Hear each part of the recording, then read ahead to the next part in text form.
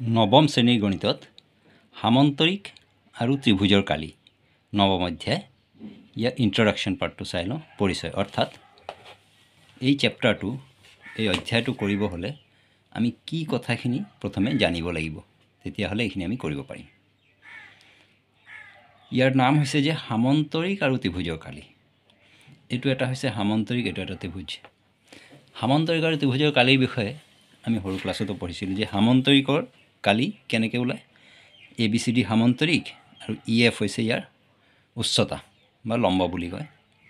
তো সামন্তৰিকৰ কালি হৈছে ইয়াৰ ভূমি পূৰণ উচ্চতা। তো উচ্চতাটো ইয়াত আছে মানে এইটো হৈ গ'ল ভূমি DC ভূমি আৰু EF উচ্চতা। তো DC পূৰণ EF ভূমি পূৰণ উচ্চতা কৰিলে তেতিয়া আমাৰ এই সামন্তৰিকৰ কালিটো এনেকৈ ওলাই যাব DC পূৰণ EF ভূমি পূৰণ উচ্চতা সামন্তৰিকৰ কালি। আৰু ত্ৰিভুজৰ কালিৰ সূত্ৰ কি? ত্ৰিভুজৰ কালিৰ সূত্ৰ হৈছে 2/1 বেজ ইনটু হাইট। বেজ মানে হৈছে ভূমিটো আৰু এইটো হৈছে উচ্চতা। তেতিয়াহ'লে এই ত্ৰিভুজৰ কালি উলিয়াব গ'লে আমাৰ হৈ যাব 2/1 QR পূৰণ PS। ত্ৰিভুজৰ কালিৰ সূত্ৰ 2/1 ভূমি পূৰণ উচ্চতা। এইখিনিতো আমি সৰু ক্লাছত শিকি অহা কথা, কিন্তু এতিয়া 9 ক্লাছত আমি কি জানিব লাগিব? 9 ক্লাছত জানিবলগীয়া কথা এইখিনি আছে যে ইয়াত দুটা সামন্তৰিক আছে। এটা সামন্তৰিক হৈ গ'ল ABCD আৰু এটা সামন্তৰিক EFCD। এই দুটা সামন্তৰিকৰ বাহু ভূমিটো একেই, DC ভূমিৰ ওপৰতে দুটা সামন্তৰিক বনি আছে। DC ভূমিৰ ওপৰত ABCD বনিছে আৰু DC ভূমিৰ ওপৰত EFCD বনিছে। আৰু ইহঁত দুটা এই AF আৰু DC এই দুটা সমান্তৰালৰ মাজত অৱস্থিত। যেতিয়া দুটা সামন্তৰিক একে ভূমিৰ ওপৰত থাকে আৰু একে দুটা সমান্তৰালৰ ওপৰত থাকে তেতিয়া সেই দুটা সামন্তৰিকৰ কালি সদায় সমান হ'ব। তাৰমানে কথাটো হৈ যাব এনেকুৱা ABCDৰ কালি ইকুৱেল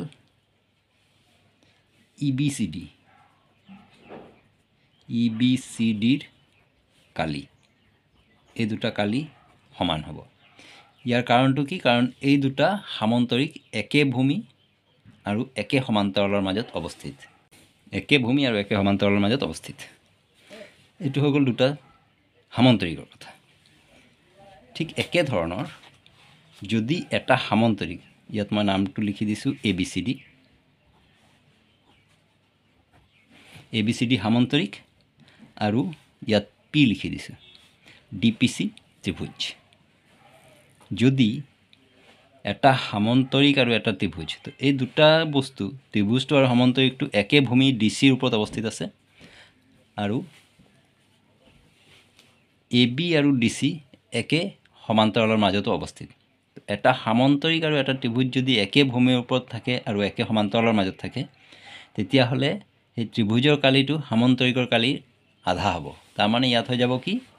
ত্ৰিভুজ DPCৰ কালি হ'ব ABCD সামন্তৰিকৰ কালিৰ আধা 2/1। তো এইখিনি হৈছে এটা এটা উপপাদ্য যে দুটা সামন্তৰিক একে ভূমি আৰু একে সমান্তৰালৰ মাজত থাকিলে সামন্তৰিকৰ কালি সমান, আৰু এটা সামন্তৰিক আৰু এটা ত্ৰিভুজ যদি একে ভূমি আৰু একে সমান্তৰালৰ মাজত থাকে তেতিয়াহ'লে ত্ৰিভুজৰ কালিটো সামন্তৰিকৰ কালিৰ আধা হ'ব। ঠিক একেধৰণে ত্ৰিভুজৰ ক্ষেত্ৰতো হয়। যদি দুটা ত্ৰিভুজ, ইয়াত যেনেকৈ এটা ত্ৰিভুজ হৈছে FCD আৰু এটা ত্ৰিভুজ হৈছে ECD, তো CD আৰু AB দুটা সমান্তৰাল ৰেখা, তেতিয়াহ'লে ECD আৰু FCD ত্ৰিভুজ দুটা একে ভূমি আৰু একে সমান্তৰালৰ মাজত অৱস্থিত। যদি এনেকুৱা হয় ত্ৰিভুজৰ ক্ষেত্ৰত তেতিয়াহ'লে ত্ৰিভুজ দুটাৰ কালি সমান হ'ব। তাৰমানে FCDৰ কালি ইকুৱেল ECDৰ কালি। কাৰণ ত্ৰিভুজ দুটা একে ভূমি আৰু একে সমান্তৰালৰ মাজত অৱস্থিত, সেইবাবে ত্ৰিভুজ দুটা কালি সমান হ'ব। তো এইখিনি আছিলে আমাৰ এই চেপ্টাৰৰ মেইন জানিবলগীয়া কথা। ইয়াৰ পিছৰ ভিডিঅ'ৰ পৰা ইয়াৰ অনুশীলনীখিনি আৰম্ভ কৰিম।